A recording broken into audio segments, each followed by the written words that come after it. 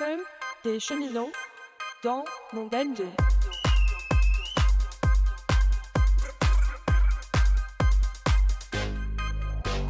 La clientèle libérale, le chef Macron la régale. Service public étoilé devient buffet à volonté. Le privé a toujours faim, il veut nous bouffer nos trains. Pour que le capital graille, la SNCF déraille. Nous, on a des goûts basiques, on aime le service public, les bonnes recettes de grand-mère. On veut du fret ferroviaire, du fret, du fret, du fret, du fret, du fret, du fret, du fret, du fret ferroviaire, du fret, du fret, du fret, du fret, du fret, du fret, du fret, du fret ferroviaire. Le gouvernement nous sert un menu au goût amer. Bouillie de train made in France, à la sauce concurrence. Macron nous prive de dessert pour gaver les actionnaires. En nous sucrant tous nos trains, il fait croquer ses copains. Nous, on a des goûts basiques, on aime le service public, les bonnes recettes de grand-mère. On veut du fret ferroviaire, du fret, du fret, du fret, du fret, du fret, du fret, du fret, du fret ferroviaire, du fret, du fret, du fret, du fret, du fret, du fret, du fret, du fret ferroviaire.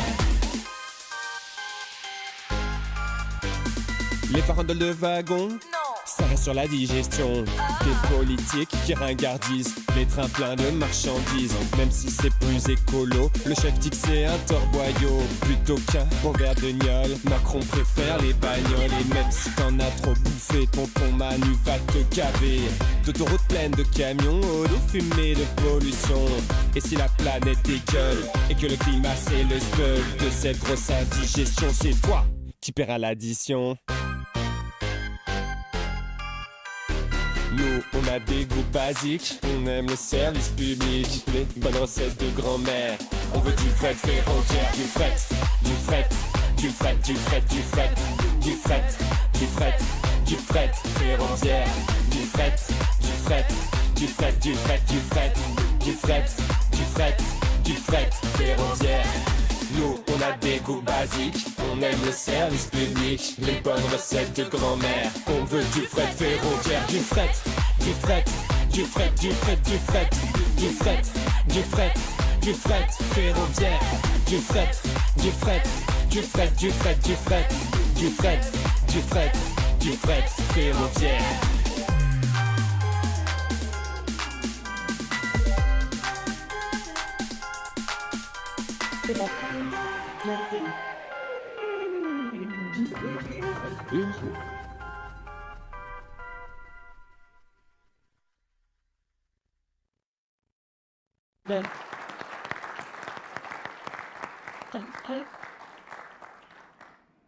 Ne nous remerciez pas, vous allez l'avoir dans la tête tout l'après-midi. Et du coup, on va reprendre cet après-midi. Voilà, c'est une petite chanson. On vous expliquera après comment, dans quel contexte elle est née et tout ça. Donc l'atelier de cet après-midi, enfin la plénière d'aujourd'hui, on va discuter du fret ferroviaire, mais pas que, parce qu'on va élargir au-delà, parce qu'il y a une nouvelle lutte qui se met en place aujourd'hui pour la SNCF. Donc au printemps 2023, le gouvernement, par la voix de Clément Beaune, avait annoncé la liquidation du fret SNCF. Il nous est apparu évident pour l'AES que ce combat pour la sauvegarde de l'opérateur public de transport de marchandises était une incarnation parfaite de nos combats communs pour le climat, tant le transport ferré est moins émetteur, mais aussi c'était un combat sanitaire parce qu'en fait, si on met plus de véhicules sur les routes, eh bien, en fait, on pollue en plus et on dégrade l'air. Et puis, bien sûr, un combat social avec une attaque contre l'emploi et les conditions de travail. Et lorsqu'en fait on a commencé à préparer ces rencontres, il nous a semblé de suite évident que nous devions revenir sur ce combat commun entre syndicalistes et mouvements écologistes. Et nous avons le plaisir d'accueillir les animateurs de cette campagne de l'Alliance écologique et sociale.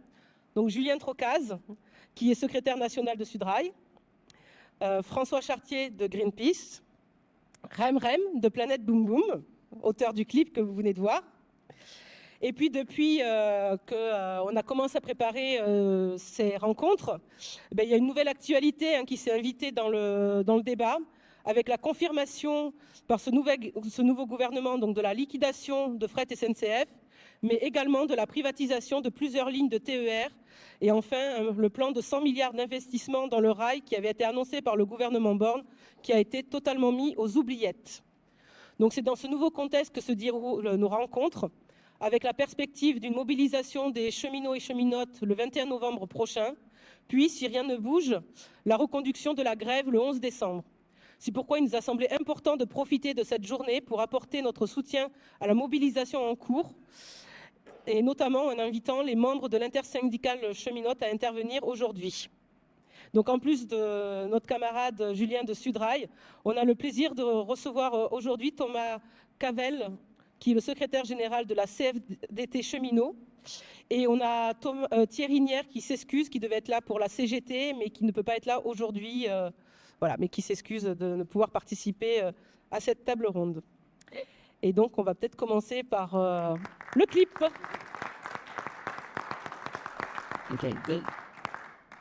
Bonjour à toutes et tous.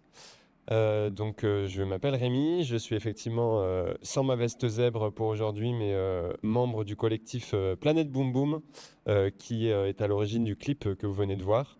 Je ne sais pas si parmi vous il y en a qui n'avaient pas encore vu ce clip.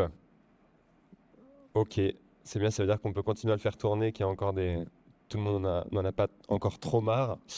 Planète Boom Boom, c'est un collectif activiste et artistique qui est issu d'Action Justice Climat à Paris, anciennement Alternative à Paris, qui est donc un mouvement citoyen qui lutte pour la justice climatique et sociale. Et ce clip, alors déjà peut-être pour parler du collectif en un mot, c'est un collectif qui est né de l'Alliance écologique et sociale, puisque le collectif a émergé pendant les luttes contre la réforme des retraites en 2023, par l'animation d'un cortège qui a rassemblé des syndicats, des assos environnementales et des citoyennes et citoyens. Un cortège qu'on a voulu festif pour soutenir les mobilisations, pour soutenir la lutte qui était longue et qui était rude, et vous le savez évidemment mieux que moi. Donc il y avait cette envie de contribuer de façon festive et joyeuse à cette grande mobilisation. Et donc on a monté des cortèges assez festifs dans lesquels on mélangeait à la fois revendications politiques, évidemment, slogans sur le fond, et puis lien entre questions climatiques et questions sociales aussi, autour de la réforme des retraites. Donc voilà, le collectif est né vraiment de cette alliance sociale et écologique. Et dans la continuité de cette mobilisation, on a continué à participer à différentes manifestations qui rassemblaient donc les membres de l'Alliance écologique et sociale, et en particulier fin 2023 une manifestation dont un des thèmes était justement la défense du fret ferroviaire. Donc à cette occasion-là, on avait pondu cette petite chanson qu'on a fait sur le camion sono partagé à ce moment-là, et qui est allé plus loin qu'on ne l'espérait à la base, puisque il a été décidé avec le soutien de plusieurs syndicats et ONG climat ici présentes d'en faire un clip et d'essayer de se servir aussi de cette musique et de cette chanson pour faire connaître la thématique du fret, qui est un peu obscure, je pense, et je suis le premier à parler pour moi-même, même si j'avais une notion sur ce qu'était le fret ferroviaire. Avant de me mettre le nez dedans, j'étais assez ignorant du sujet et de ses problématiques. Et donc, c'est l'approche qu'on essaye d'avoir avec Planète Boom Boom, par une approche assez décalée, par la musique et par un ton un peu plus léger, d'essayer de faire parler de sujets qui sont graves, de les faire connaître, de les vulgariser et de les rendre attractifs aussi, de rendre la lutte attractive. Donc ça a été le projet de ce clip qu'on a tourné, vous avez probablement vu pendant une mobilisation pour le fret à Sotteville-les-Rouen fin 2023. Et donc ça a été un week-end assez génial aussi, et je parle de ma place de jeune militant climat depuis quelques années. C'était aussi une expérience hyper forte pour nous de passer un week-end comme ça autour d'un projet commun avec plein de cheminotes et de cheminots à Sotteville-les-Rouen, et de construire ce projet de de clips et de musique et de participer aussi à la mobilisation à cette occasion-là. Donc voilà, c'est comme ça que le clip est né. On a essayé de l'utiliser au maximum sur les réseaux sociaux, par différents biais, lors d'une action aussi Gare de Lyon au début d'année, pour essayer de faire du bruit autour de ce sujet fret ferroviaire et de contribuer modestement à notre façon à la visibilisation de cette thématique et de ce combat. Voilà, c'est un son qu'on continue à faire tourner le plus possible, puisqu'on a le collectif fait des concerts assez régulièrement, organise des soirées. On avait notamment fait une soirée au début d'année qui s'appelait la Saint-Valentin. On a essayé de déclarer notre amour pour le ferroviaire, le fret ferroviaire début 2024. Donc voilà, c'est un son et un clip qu'on essaie de continuer à faire tourner, qui était aussi suivi d'une pétition qui a, j'ai regardé tout à l'heure, un peu plus de 35 000 signatures. Voilà, c'est une petite contribution, mais qu'on a essayé de faire avec nos armes de ce côté décalé à cette cause du fret. Et donc, on est toujours mobilisé comme on peut, en essayant de mettre ce refrain du fret dans la tête du plus de monde possible et d'interpeller un peu sur cette thématique-là.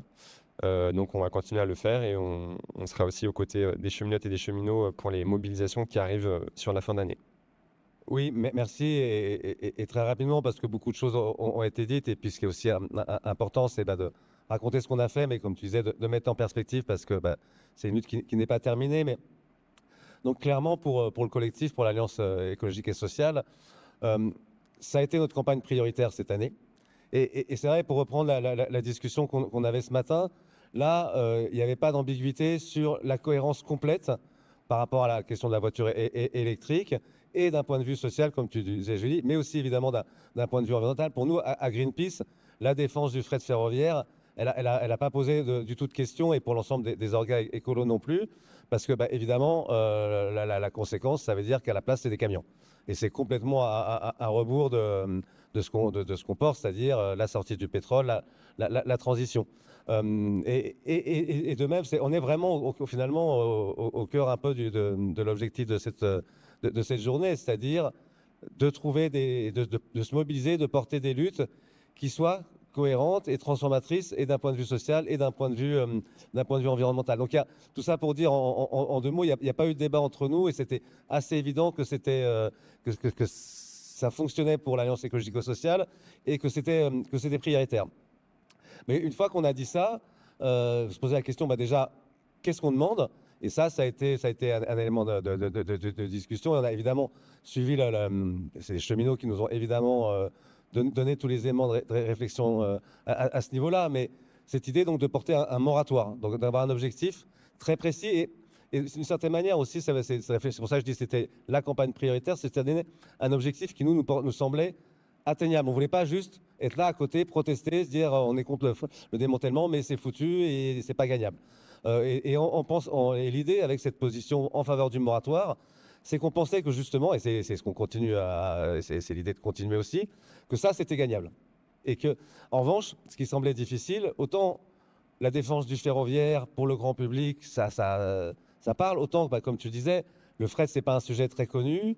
Ça ne concerne personne au quotidien, ou en fait ça concerne tout le monde par les marchandises qui sont transportées, mais ça ne concerne pas les mobilités, le transport des citoyens, des citoyennes au quotidien. D'une certaine manière, le questionnement qu'on s'est posé, c'est comment faire sortir d'un sujet qui aurait pu être pris comme un sujet de niche et en faire un sujet global et d'essayer de mobiliser largement, ce qui était pas évident, mais c'est là aussi où on s'est dit justement le format de l'AES peut être pertinent.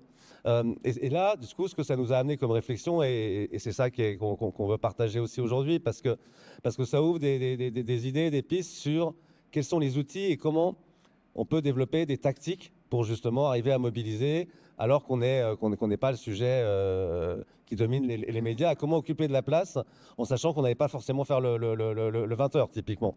Et donc l'idée a été de développer une palette d'outils et peut-être aussi d'essayer, du coup, comme tu le disais, de passer le message d'une autre manière. Donc on a à la fois fait des choses hyper sérieuses. Donc on a produit une note technique qui explique justement les enjeux sociaux, de société, environnementaux, à partager pour les militants, pour mobiliser, mais aussi pour faire comprendre aux politiques et aux médias notre position, et donc pour obtenir du soutien à cette demande de moratoire.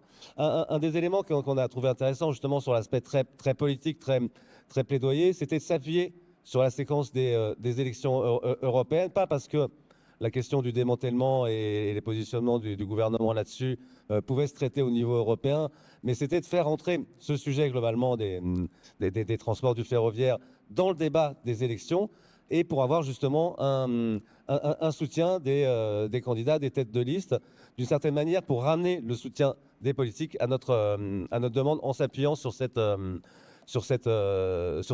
certaine manière, opportunité qu'on peut dire ça, de la séquence des élections.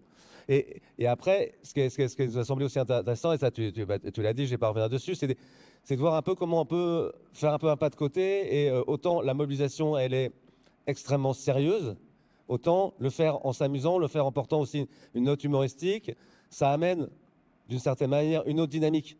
Comment aussi, sur des sujets comme ça qui peuvent sembler un peu techniques, comment faire en sorte que on se mobilise. Et ça nous a permis aussi, je pense que ça c'est vraiment une expérience intéressante, c'est que les frontières de l'AES, elles ne sont pas figées, et que du coup pour nous ça nous semblait évident, et parce qu'il y avait cette envie de travailler en commun, d'ouvrir et d'élargir et d'intégrer AJC, comme tu le disais, dans la MOB, et donc d'une certaine manière d'avoir une capacité d'étendre aussi le nombre d'organisations qui se mobilisent.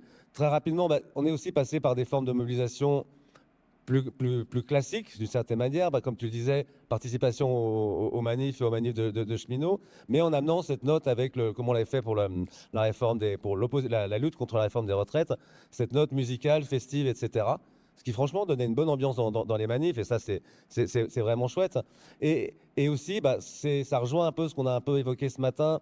On a besoin de se connaître les uns les autres, et donc moi, quelque chose qui nous a semblé déterminant, c'est d'aller sur place, comme tu disais, on a été à Gare du Lion, on a été avec Julien à un dépôt du côté de Bordeaux.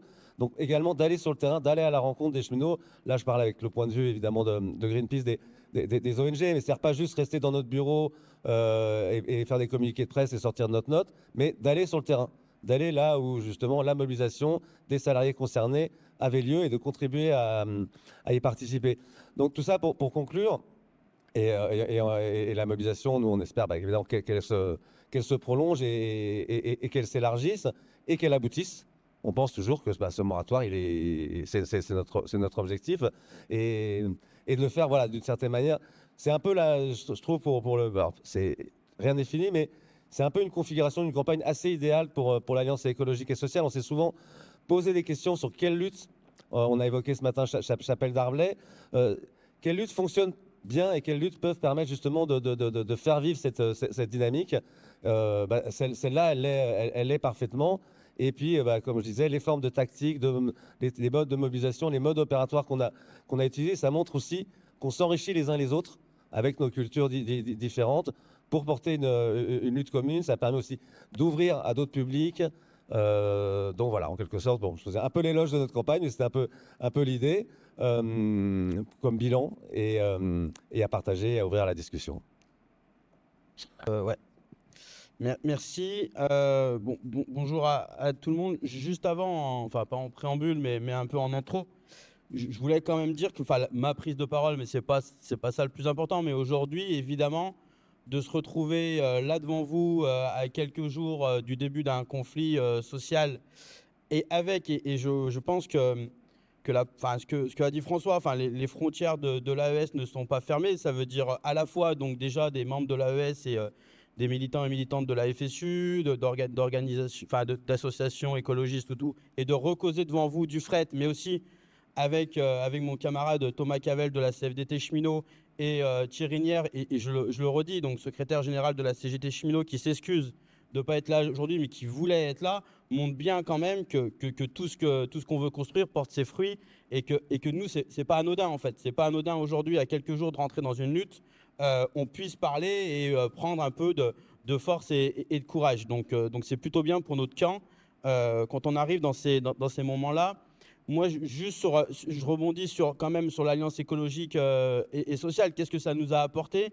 Parce que c'est sûr, ça peut paraître très simple, hein, on est un secteur, le secteur ferroviaire, je le dis assez souvent, on peut faire les malins sur ces sujets de lutte sociale, lutte écologique, parce que évidemment, le ferroviaire, on a même les libéraux, ils sont obligés de le dire que le ferroviaire, c'est un peu stratégique dans le cadre de la transition, de la bifurcation écologique qu'on demande. Donc nous, on n'est pas un secteur où il y a des sujets, même il y en a quand même d'autres, mais on peut comprendre des sujets de réindustrialisation, de relocalisation, enfin de planification de l'emploi dans le cadre de cette transition écologique. On peut dire que c'est un peu plus simple quand même dans le ferroviaire. Néanmoins, il faut qu'on soit sincère aussi là-dessus. Pourquoi la Fédération Sudrail, avec ses qualités, avec ses défauts, se retrouve au cœur de cette lutte, de cette campagne, de cette aventure?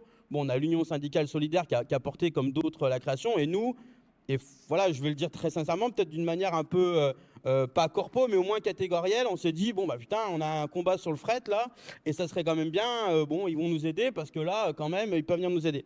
Donc ça peut partir de là, mais ça renvoie, et je crois que c'est Julien qui le disait hier, et je pense que c'est important d'avoir des secteurs, et oui, c'est un peu la campagne idéale, alors il faut qu'on gagne, hein, parce que pour une campagne...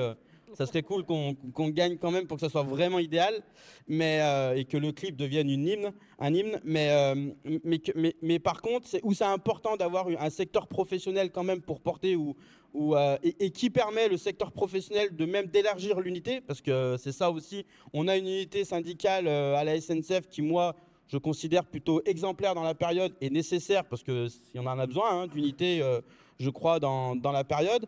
Donc, on a abordé cette chose d'une manière un peu corpo, moi, je le cache pas, mais très rapidement, et ça a été dit ce matin, et je trouve que c'est aussi bien que le camarade de la CGT, je ne sais pas s'il est encore là, secteur automobile, mais soit là aussi et disent les choses. Très rapidement, on s'est dit, mais en fait...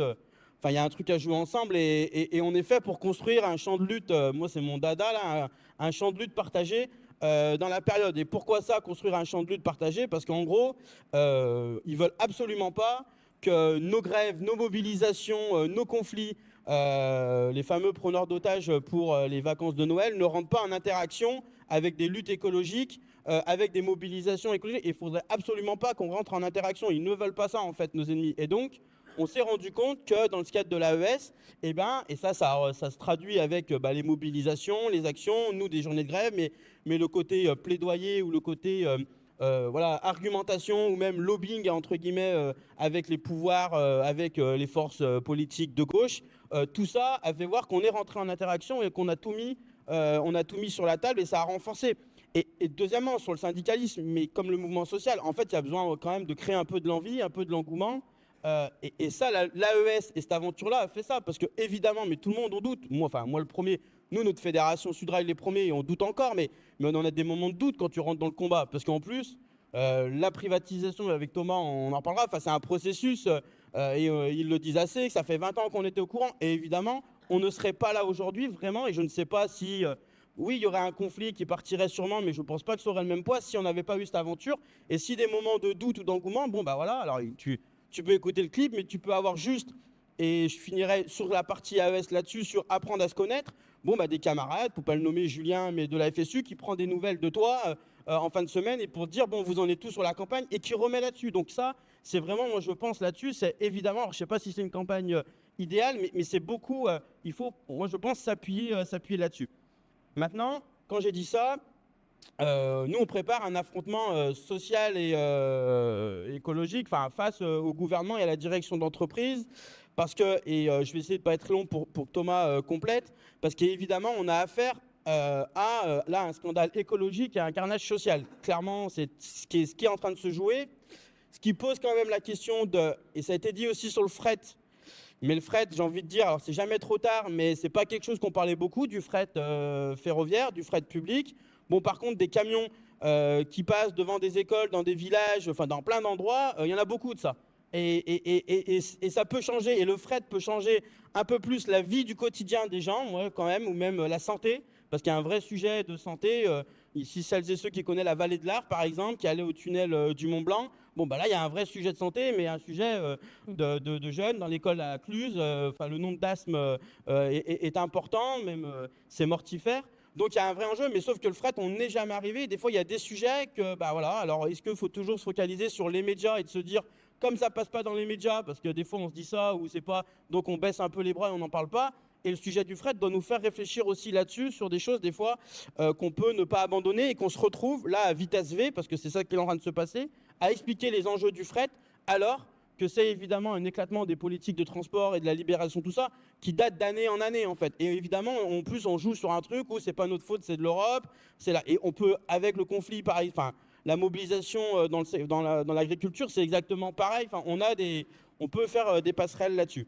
Donc, juste sur ce qui nous attend, donc je répète, c'est plutôt bien, donc je le redis, on est les 4 fédérations cheminotes, la CGT, l'UNSA, le Sudrail et la CFDT, à avoir, donc on a vu le nouveau ministre des Transports, Durovray, le 23 octobre, qui nous a confirmé que Fret SNCF, donc l'entreprise publique, je vais très rapidement, mais qui s'occupe de mettre des marchandises sur le rail. Donc quand on dit ça, on dit bah, c'est plutôt nécessaire dans la crise écologique. Le ministre des Transports nous a confirmé qu'on liquidait, donc liquidation de Fret SNCF au 1er janvier 2025, alors que pour plein de raisons, et ça Thomas complétera, il y a hormis le sujet écologique, mais pas que en fait, il y a une histoire de viabilité économique des prochaines filiales qui est remis en cause. Il y a une histoire aussi au niveau européen, et là on a aussi, et ça nous a permis aussi, l'AES, ça a été dit avec, par exemple, au niveau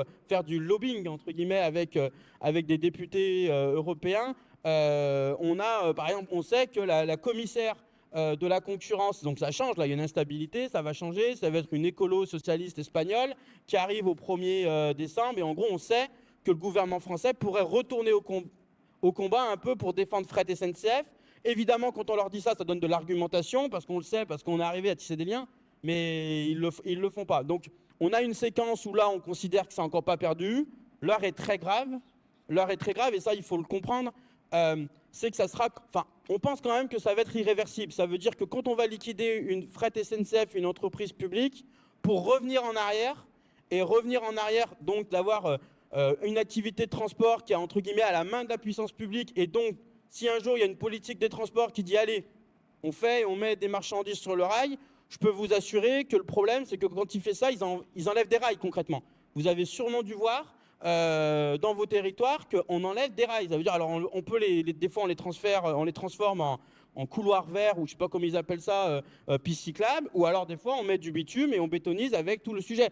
Mais quand on a fait ça et quand on a supprimé des rails pour les remettre, compliqué. C'est plus facile, les pro-routiers, de changer, de faire un échangeur, de faire un nouveau rond-point. Donc on a vraiment quelque chose d'irréversible qui est en train de se passer, et que là, dans le cadre de la bifurcation écologique qui est plus qu'indispensable, est un vrai scandale écologique. Ça veut dire qu'on ne... Enfin, on ne veut pas être alarmiste, mais quand même, c'est des vrais choix. Donc, évidemment, c'est pour ça qu'on a décidé d'être à la hauteur des attaques. Ça veut dire une grève ultimatum, une grève de 24 heures le 21 novembre, le 20 de 19h jusqu'à 8h. Ça, c'est pour celles et ceux qui vont dire mais mon train, il part à 8h15, donc est-ce qu'il va rouler?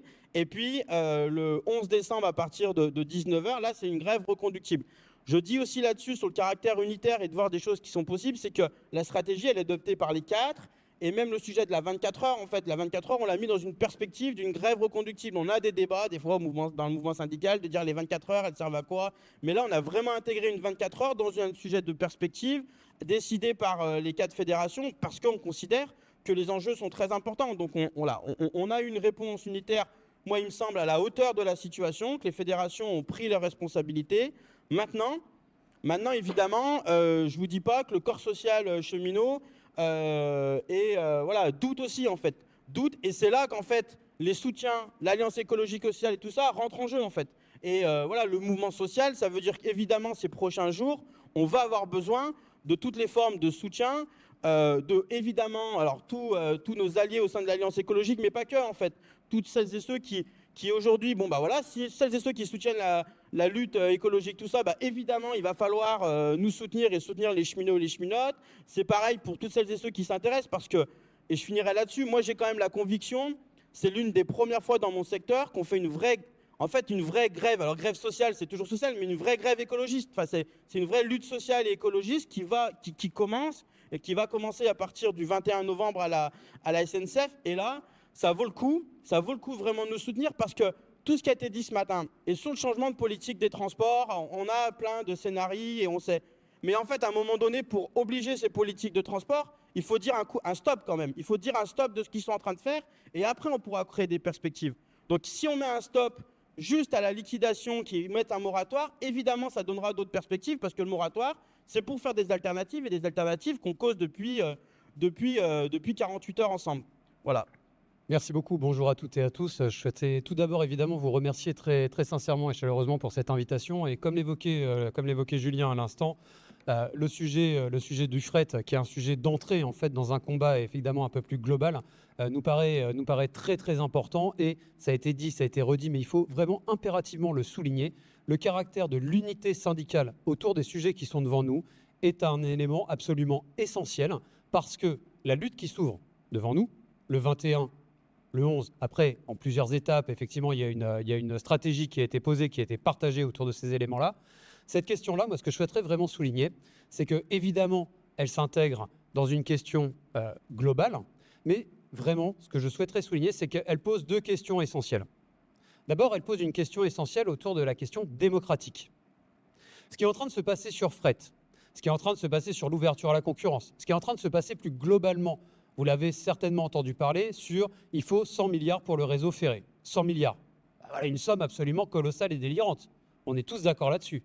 Cette somme, elle est à la hauteur des besoins du réseau ferroviaire, qui est un réseau qui n'a pas été entretenu à la hauteur de ce qu'il devait avoir. Et c'est une somme, effectivement, qui doit être apportée d'ici 2040, en théorie. Et on l'a entendu très souvent. Elisabeth Borne, Première ministre, dit « il faut mettre 100 milliards ». Mais on va faire très clair. S'il y a beaucoup de mots, il n'y a pas d'euros. Voilà.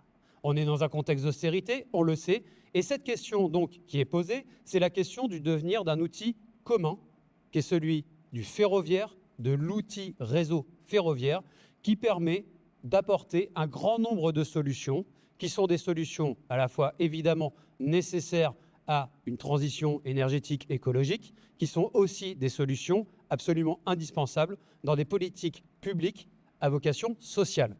Aujourd'hui, on est donc dans une situation où les éléments ne sont pas posés pour pouvoir assurer cette capacité de transition. Et sur la question du fret, le deuxième sujet aussi qui se pose évidemment en termes de démocratie, Julien l'a évoqué à l'instant, et c'est un sujet absolument crucial pour nous.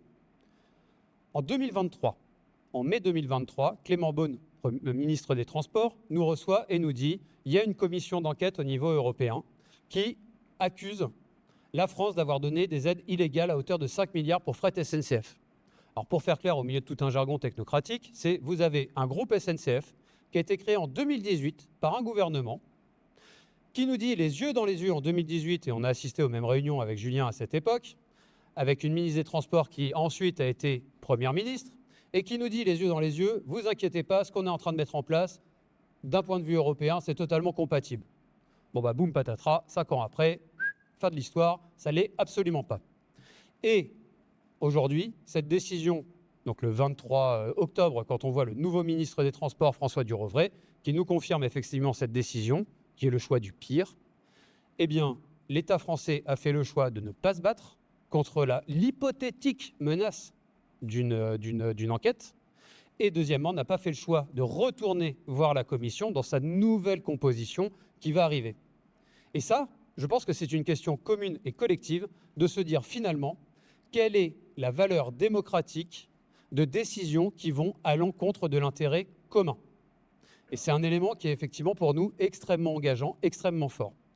Il y a évidemment un deuxième aspect qui est particulièrement important, c'est que ce choix qui nous est imposé par la discontinuité, donc la liquidation de l'opérateur de transport de marchandises publiques qui est Fret SNCF, c'est le choix du pire. Alors c'est le choix du pire à trois degrés. Le premier, c'est que d'un point de vue industriel, on ne peut pas faire pire. Le deuxième, c'est que d'un point de vue écologique, énergétique, ça a été évoqué largement, quand vous mettez un train de fret, c'est 50 camions sur un train de fret. On ne peut pas avoir en permanence des discours dans l'opinion publique, c'est-à-dire les murs de camions sur les autoroutes sont absolument insupportables, évidemment. Et à côté de ça, supprimer un outil de transport ferroviaire de marchandises qui apporte évidemment beaucoup d'enjeux d'un point de vue énergétique et écologique, mais aussi, et je tiens à le souligner, d'un point de vue sécurité publique, sur la question de la sécurité.